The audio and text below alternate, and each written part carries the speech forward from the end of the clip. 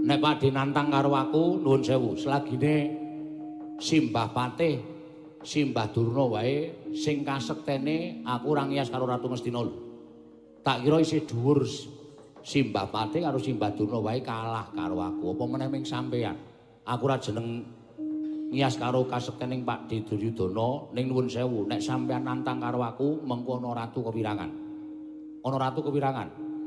Dasarmu apa kowe iso matur sing kaya mengkono? Merga saanu apa jenenge dasarku ming enteng wae. Entenge bab sing endi? Enteng tembunge ning pancen nek dilakoni bener nyatane.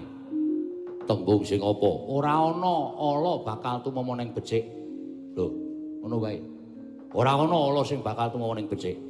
Monggo Pakde kuwi wis wantah diarani karo para kawula nek ratu ingkang watak angkara Budi Candala. Monggo aku duwe niat benerke karo tumindahe Pakde. Dadi nek Pakde wani karo aku padha karo sampean soroh nyawa, sampean soroh pati. Ora mungkin sampean menang karo aku. Mergo temene ndi wae wong tumindak becik, wong tumindak sing apik kuwi diayomi karo panguwasaning Gusti. Ngono.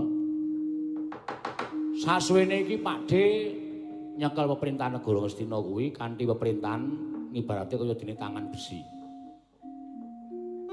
Yen mau ora dilaske.